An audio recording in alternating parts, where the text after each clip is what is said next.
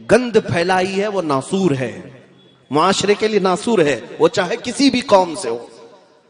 اگر میرے دین کا ہے، میرے آقا نے تو بہت سخت سزا سنائی۔ ہم یہ نہیں دیکھتے ریپ کرنے والا کون ہے۔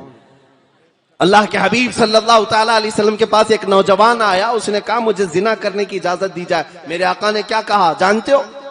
حضور نے فرمایا آؤ بیٹھو ادھر، تم سے کچھ باتیں میں کرتا ہوں، کچھ سوالات کرتا ہوں۔ کہا میرے آقا صلی اللہ علیہ وسلم نے کہا تمہاری ماں ہے، زندہ ہے؟ کہا ہاں ہے، میری ماں ہے۔ کہا تم اس بات کو پسند کرتے ہو کہ کچھ دوسرے لوگ تمہاری ماں سے زنا کر لیں؟ اجازت دو گے؟ اس نے کہا یا رسول اللہ کیسی بات کر رہے، کیا میرے ہوتے ہوئے میں اپنی ماں سے کسی کو زنا کرنے کی اجازت دوں گا؟ حضور نے فرمایا چھوڑو، تمہاری بہن ہے، بہن سے کسی کو زنا کرنے کی اجازت دو گے؟ اس نے کہا ہرگز نہیں، میری بہن تو ہے لیکن میں کسی کو آنکھ اٹھانے کی بھی اجازت نہیں دوں گا۔ میرے آقا نے فرمایا تمہاری خالہ ہے، چاچی ہے، پھوپھی ہے، فلاں ہے؟ اس نے کہا سب ہے لیکن کسی سے بھی زنا کرنے کی اجازت نہیں دوں گا۔ میرے آقا نے پھر مسکرا کر کہا جس عورت سے تو زنا کرنے کی خواہش کر رہا ہے اے نوجوان، یقیناً وہ بھی کسی کی بہن ہوگی یا بیٹی ہوگی یا خالہ ہوگی۔ جیسے تیرے دل میں احساس ہے اپنی گھر کی عورتوں کی عظمت کا، اسی طرح دنیا کے ہر فرد کو اپنے گھر کی عورتوں کی عظمت کا خیال ہے۔ جیسے تجھے پسند نہیں تیرے گھر کی عورتیں زنا کریں، اسی طرح کسی اور کو بھی یہ پسند نہیں کہ ان کی بہنوں سے تو زنا کرے۔ اس نوجوان نے اٹھ کر کے توبہ کیا۔ میرے آقا کی نصیحت دل میں ایسی اثر کر گئی، اللہ اکبر، پوری زندگی بھر کبھی اس طرح کی خواہش دل میں آنے نہ پائی۔ میرے عزیزوں، اللہ کے حبیب صلی اللہ تعالی علیہ وسلم نے وہ اخلاق کریمانہ اس معاشرے کو دیے۔ شراب پینے والوں کو بند لگایا، کیوں؟ یہ نظام میرے مصطفیٰ کا نہیں ہے کہ ایک طرف لائسنس بھی دو اور دوسری طرف ڈونٹ ڈرنک اینڈ ڈرائیو لکھ کر کے لگایا جائے۔ ہاں، ایک جگہ یہ لکھ کر کے لگائے شراب پی کر گاڑی مت چلاؤ، اور شراب کون بیچ رہا ہے؟ تم ہی بیچ رہے ہو۔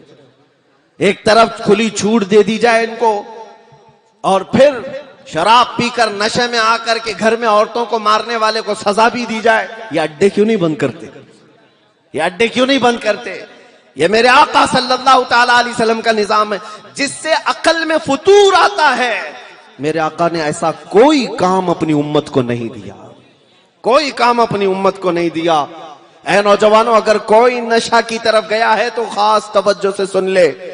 مجھے ایک نوجوان کی بات بہت بھلی معلوم ہوتی ہے، مجھے بہت اچھی لگی، اسی لیے میں کئی جگہ ذکر بھی کرتا ہوں۔ ایک وہ آسٹریلیا یا یورپ کا رہنے والا مسلمان نوجوان ہے۔ کئی مرتبہ ایسا ہوا ہے کہ وہاں کے مسلمان ہمارے سے زیادہ پابند بھی نظر آتے ہیں۔ وہ عیاشیاں دیکھ رہے ہیں اپنی آنکھوں سے لیکن پابند ہیں۔ ایک نوجوان پلین کے سفر میں ہے، پلین میں بیٹھا ہوا ہے، اور پلین کے سفر میں ہم نے دیکھا ہے انٹرنیشنل فلائٹ سب اکثر ایسی ہوتی ہیں شراب سپلائی کرتی ہیں۔ اب تو بہت ساری جو عرب ممالک کی فلائٹ ہیں اس میں بھی دیا جا رہا ہے۔ میں برسوں پہلے ایک سفر میں تھا ایجپٹ کے، جس میں سرو کیا جا رہا تھا کین، اور کیا کہہ کر کے کریزی واٹر، کریزی واٹر نیا نام۔ ہم نے پوچھا تھا کیا کہ پانی بھی پاگل ہوتا ہے؟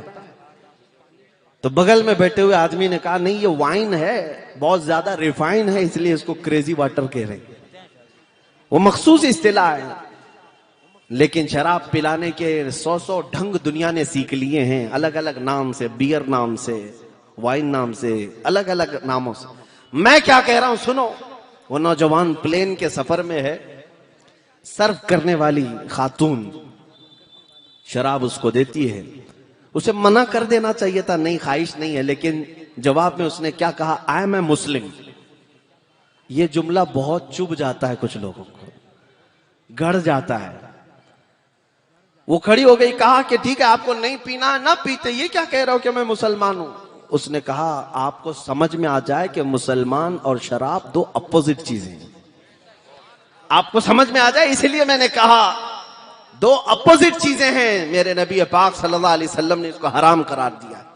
وہ کھڑی ہو گئی کچھ بحث کرنے کے لیے، بات کرنے کے لیے، کہا دیکھیں آپ کے بغل میں بھی جو مسافر ہیں، پیسنجر ہیں، وہ بھی پیتے ہیں، نارمل چیز ہے، پیئیں گے سفر کٹ جائے گا، ریلیکس ہو جائیں گے، یہ کیا ہے آپ آرگیو کرتے ہیں اس چیز کو لے کر کے؟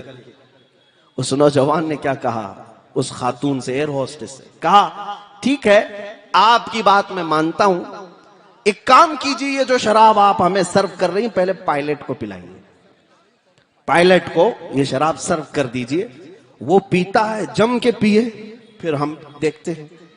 اس نے کہا نہیں، وہ آن ڈیوٹی ہے، ابھی پیتا تو ہوگا گھر پہ جا کر ڈیوٹی ختم ہونے کے بعد، لیکن ابھی آن ڈیوٹی ہے۔ اس نوجوان نے کہا خاتون آپ سمجھ لیں مسلمان زندگی بھر آن ڈیوٹی ہوتا ہے،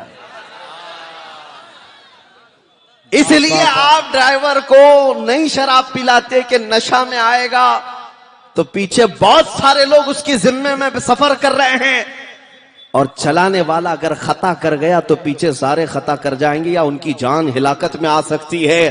اسی لیے میرے آقا صلی اللہ علیہ وسلم نے ہر مسلمان کو یہ حکم دیا کہ تمہارے پیچھے ایک نسل کھڑی ہے، اگر تمہارا قدم ڈگمگا گیا تو یہ پوری نسل برباد ہو سکتی ہے۔ یہ عظیم اخلاق میرے آقا کے ہیں، معاشرے کو نشہ سے پاک کیا ہے۔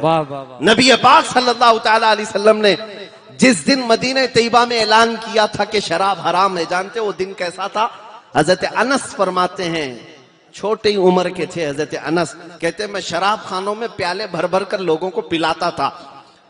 جو ہوٹل تھی اس زمانے میں شراب پینے کے، ابھی شراب حرام نہیں ہوئی تھی مدینے جانے تک، وہ کہتے ہیں میں سرو کرتا تھا لوگوں کو، اچانک شام کا وقت تھا، لوگوں کے پیالے بھر بھر کر کے میں دے رہا تھا، گلیوں میں آواز آئی یا ایھا المسلمون قال رسول اللہ صلی اللہ علیہ وسلم حرمت الخمر، اے مسلمانوں اللہ کے رسول نے فرمایا شراب آج سے حرام ہو گئی۔ حضرت انس کہتے جیسی ہی کان میں آواز پڑی میرے ہاتھ سے مٹکا چھوٹ گیا، جو شراب پکڑا تھا چھوٹ گیا، اور جتنے لوگ بیٹھے ہوئے تھے کوئی اگر پیالہ ہونٹ تک لگایا تھا وہیں سے اس نے پٹک دیا۔